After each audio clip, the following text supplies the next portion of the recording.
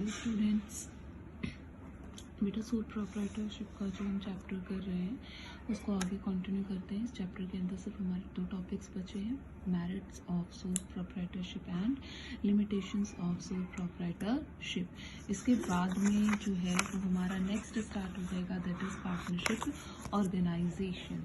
तो इस तरह से 7 चैप्टर्स आपके बैक टू बैक इसके अंदर क्या है चलने वाले। फर्स्ट आ जाता है आपके पास मेरिट्स ऑफ सोल प्रोप्राइटरशिप। जो सोल प्रोप्राइटरशिप है, सोल यानी कि अकेला, प्रोप्राइटर यानी कि मालिक, इस तरह का जो बिजनेस होता है उसकी मेरिट्स क्या होती है। फर्स्ट मेरिट आपको दे रखी है, दैट द क्विक डिसीजंस।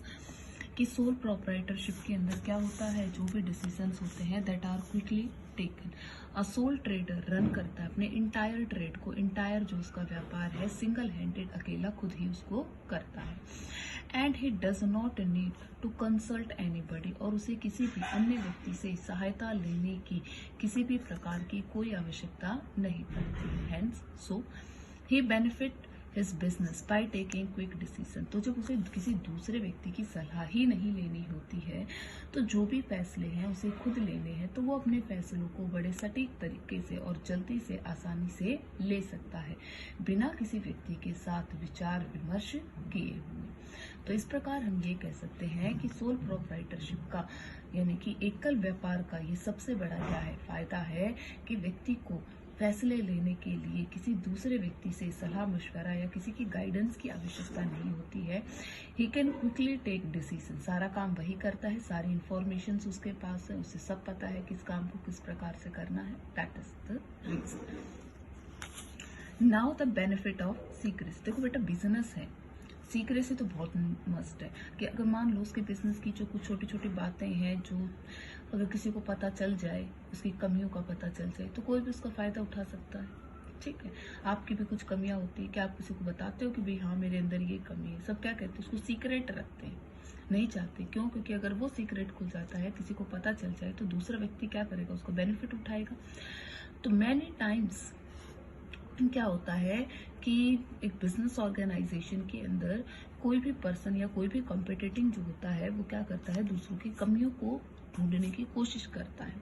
मान लो अगर वही इंफॉर्मेशन वो अब अकेला कर रहा है, अकेले के पास अगर वहीं पे 2 या 3 लोग हो जाते हैं तो सबको उस बारे में पता होता है, तो वहां पर फिर सीक्रेसी नहीं रहती है, तो कोई भी उसका फिर फायदा उठा सकता है। Many important facts need to be consoled for a successful of a business.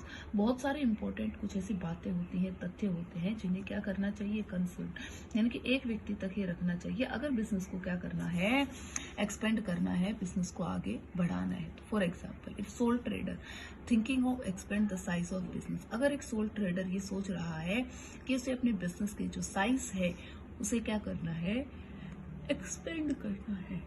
If he has to increase the size of his business, this thought will remain confined to him. तो बेटा ये जो विचार है वो उसी तक रहेगा till he gives a practical shape. जो वो सच में ही उसको बढ़ाएगा, लोगों को तो तब पता चलेगा ना, कंपिटिटर्स को तब पता चलेगा। तो जब तक तो वो अपने बिजनेस का विस्तार कर चुका होगा, अब कंपिटिटर्स उसके अगेंस्ट कुछ भी नहीं कर सकते हैं। मान लो अगर ये बात सीक्रेट ना हो और उसके कंपिटिटर्स को पहले ही पता चल जाए कि ये फ्यूचर में क्या करने वाला है, तो बेटा कंपिटिटर्स क्या कर सकते हैं, उसके करने से पहले उसको अंजाम दे सकते हैं। Direct motivation. मोटिवेशन का मतलब होता है किसी को उत्साहित करना, मोटिवेट करना।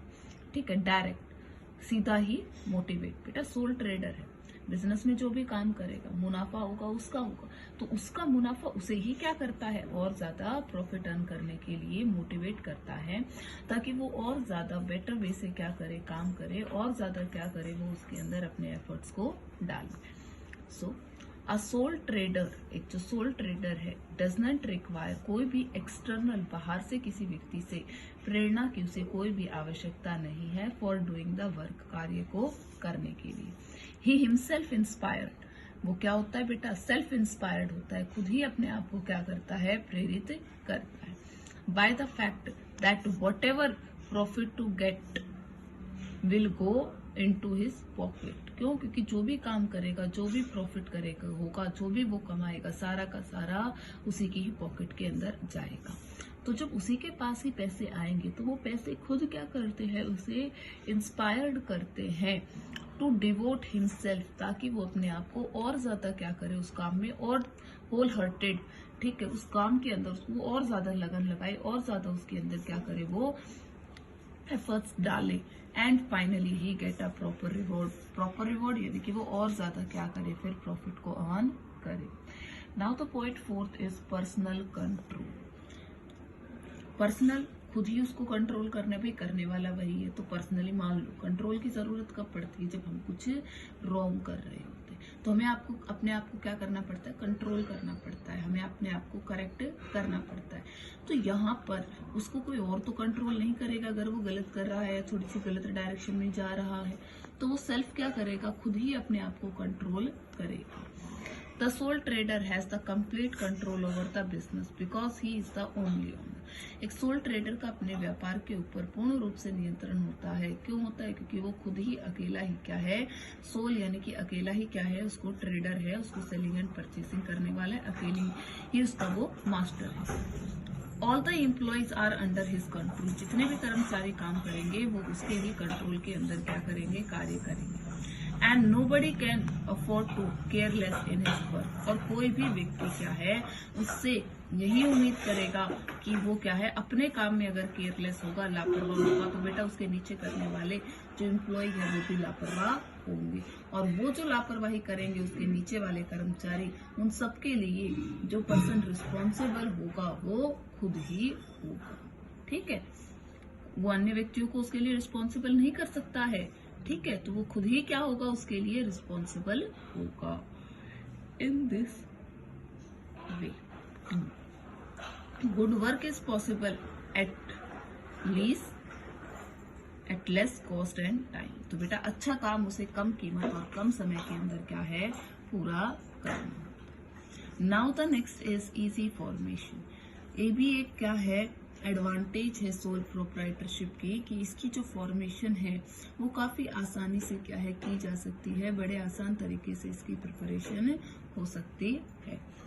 It is very easy to establish, बहुत आसान है सोल ट्रेड बिजनेस को इस्टेब्लिश करना, because there is no need to observe. क्यों? क्योंकि इसके अंदर किसी भी प्रकार की कोई भी जो लीगल फॉर्मेलिटीज हैं उन्हें करने की कोई आवश्यकता नहीं होती है। This business can be started, इस व्यापार की शुरुआत विदाउट गेटिंग इट रजिस्टर्ड, बिना रजिस्टर्ड किए क्या है, किया जा सकता है। But if the business is to be started where there is government control, लेकिन अगर उसे क्या है वहां बिजनेस शुरू करना है जहां पर गवर्नमेंट का कंट्रोल है, उसे क्या करना पड़ेगा, लाइसेंस लेना पड़ेगा। जैसे कि केमिस्ट की शॉप है, तो बेटा केमिस्ट की शॉप ऐसे ही थोड़ी ना ओपन कर सकता है, तो वो सोल ट्रेड का, but he has to take the permission, he has to take licence. उसे क्या करना पड़ेगा, गवर्नमेंट से लाइसेंस लेना पड़ेगा। क्यों लेना पड़ेगा बेटा वहां पर? The reason is because other peoples की जो लाइफ है वो उसके कंट्रोल में है, क्योंकि मेडिसिन जो है वो तो लाइफ सेविंग होती हैं। समटाइम्स अगर उसको रॉन्ग मेडिसिन किसी को दी जाए तो हो सकता है कि somebody will lose its life. So that is the necessary that he must take the permission from the government to do such a business. For example, it is necessary to get a license to open a chemist shop. तो ये necessary है कि उसे क्या करना है, chemist की shop को open करना है। Now the next is limitations of sole proprietorship. अब आपको सबको पता है कि एक सिक्के के दो पहलू होते हैं। Each and everything has two sides. It has its advantages, then its limitations is also there. And what are its limitations? First is limited raw sources of capital. बेटा बिजनेस को करने के लिए देखो पैसे चाहिए, सोर्सेस लिमिटेड हो जाते हैं। लिमिटेड यानी कि थोड़ा ही हो जाता है। कैसे हो जाता है? क्योंकि वो अकेला व्यक्ति ही अपने पैसे उसमें लगा सकता है, दूसरों से पैसे नहीं लगवाए जा सकते, दूसरों से वो लोन ले सकता है। भाई लोन कितना लेगा वो? ठीक है, देखिए it is the sole trade, ये सोल ट्रेड के अंदर ही है। जो ट्रेडर है वो हिमसेल्फ क्या करता है, फाइनेंस लगाता है, पूंजी अपने ही पैसे उसमें लगाता है। The source of taking loan are limited, और जहां से उसे लोन लेना है वो भी लिमिटेड ही हो जाती है, ज्यादा जगहों से उसे लोन भी नहीं मिलता है। एक सिंगल जो इंडिविजुअल है generally can not have both the sources, उसके पास ज्यादा सोर्सेस नहीं होते हैं। He can expand his trade, वो अपने बिजनेस को या तो फैला सकता है या फिर वो क्या कर सकता है, इंजॉय कर सकता है साइज ऑफ बिग ट्रेड के साइज को। तो उसके पास क्या हो जाते हैं, लिमिटेड ऑप्शंस हो जाते हैं। अनस्टेबल एग्जिस्टेंस, बेटा इसका स्थायित्व भी क्या होता है, स्टेबल नहीं होता है, अनस्टेबल। मान लो एक व्यक्ति ने शॉप ओपन कर रखी है, वो बीमार हो गया, ठीक है, he has to take the leave, shop तो बंद रहेगी, ठीक है। मान लो उसकी डेथ हो जाती है तो उसका बिजनेस तो खत्म हो गया वहां पर। सो जो इसका एक्सिस्टेंस है, स्थायित्व है, वो क्या है, अनस्टेबल है। There is a continuous uncertainty in running a sole trade, sole trade के अंदर कॉन्टिन्यूअसली क्या है, अनसर्टेनिटी रहती है, अनिश्चितताएं इसके अंदर रहती है। If because of some circumstances, कुछ सर्कमस्टांसेस, इलनेस की वजह से, ठीक है, he remain away from the place of business, उसे क्या है, जो उसका बिजनेस है उसे उस जगह से दूर रहना पड़ता है। He has either to leave the business under the care of his employ और has to close establishment off for some time, या तो वो क्या करे, अपने जो एम्प्लॉयज है उनके भरोसे छोड़े, या उसे क्या करना पड़े, कुछ समय के लिए उसे बंद करना पड़े। As a result of this customers get dissatisfied, तो ऐसा करने से कस्टमर्स क्या हो जाएंगे, डिससेटिस्फाई रहेंगे, और जब कस्टमर्स डिससेटिस्फाई रहेंगे then they start purchasing things from other shopkeepers, क्या हो जाएंगे, मूव हो जाएंगे सम अनदर पर्सन की तरफ, उससे क्या करेंगे, सामान खरीदेंगे। इफ द ओनर डाई, अगर ओनर की मृत्यु हो जाती है तो बिजनेस तो बिल्कुल ही क्या हो जाएगा, हैज टू बी क्लोज्ड, बंद करना पड़ जाएगा। Now the unlimited liability, I have already yesterday explained you that unlimited liability it means when a business get lost, जब एक बिजनेस को क्या होता है, लॉस होता है, to cover up that loss entire property of the business as well as his individual property is sell to cover up that loss. The greatest जो disadvantage है, जो नुकसान है सोल ट्रेड का, वो क्या है कि जो लाइबिलिटी है वो अनलिमिटेड है, और ऑलमोस्ट एक इंडिविजुअल का रिस्क क्या है, यही होता है, इनहेरिटेंट इसी के अंदर ही है, सबसे बड़ा सोल ट्रेड का रिस्क भी यही है। जो सोल ट्रेडर होता है has to face the entire risk, उसे बिजनेस के अंदर पूरा का पूरा रिस्क जो है वो लेना पड़ता है। इफ अनफॉर्चुनेटली बिजनेस फेल हो जाता है, लॉसेस हो जाते हैं, एवरीथिंग खो देता है, and so much so that his house hold thing, उसके घर की जो चीजें हैं ऑल्सो वो भी बेची जाती हैं उस अनलिमिटेड लाइबिलिटी को क्या करने के लिए, पूरा करने के लिए।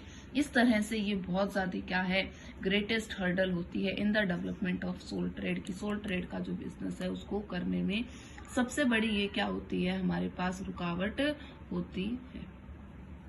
Now the point fourth is unbalanced management. भाई अकेला व्यक्ति, अब आपको भी पता है एक व्यक्ति कितना काम कर लेगा, कितनी उसकी कैपेबिलिटीज होती हैं to do a certain work, possible नहीं है कि एक इंडिविजुअल पर्सन उस काम को अच्छे से कर सके। सो इन द सोल ट्रेड के अंदर ऑल द एक्टिविटीज लाइक, सारी की सारी एक्टिविटीज, सेल करना, बेचना, चीजों को खरीदना, प्रोडक्शन करना, निर्माण करना, marketing, finance, has to be performed by the trader himself, जो व्यापारी है उसी को ही करना पड़ता है। Generally the single individual can be no single individual can be so capable, एक अकेला व्यक्ति हमेशा इतना कैपेबल नहीं होता है कि वो क्या करे, सभी एक्टिविटीज को सक्सेसफुली खुद ही क्या है, कंप्लीट कर ले। He has to face many managerial, उसे कई प्रकार की मैनेजरियल प्रबंधकीय एंड अदर जो प्रॉब्लम्स है उनको फेस करना पड़ता है। एज अ रिजल्ट उसका नतीजा ये होता है दैट डिसीजंस गेट इम्बैलेंस, जो फैसले लेता है वो अच्छे फैसले नहीं लिए जाते हैं, उनके अंदर कमियां होती है। ऑन द अदर हैंड, वहीं दूसरी तरफ, because of limited financial resources, उसके पास जो पैसे हैं उसकी कमी होने की वजह से द अपॉइंटमेंट ऑफ मैनेजर, किसी मैनेजर की अपॉइंटमेंट करना, उसे सैलरी देना, ये क्या है, पॉसिबल नहीं हो पाता है। सो This form of business organization remained despite the advantage of managerial service. तो इस सोल प्रोप्राइटरशिप के अंदर ऑलवेज कमी रहती है कि जो मैनेजमेंट है, जो रख रखाव है, उसका अकेले व्यक्ति द्वारा सही रूप से नहीं किया जाता. So this is your the first chapter of unit 2, which is sole proprietorship, which you have to learn. अगर लर्न नहीं करोगे ना तो एक बल्क में इकट्ठा हो जाएगा, and after that it is more difficult to get learn the things. Now every day you are getting only 20 to 22 minutes lecture which you have to learn so that it make you ease in further.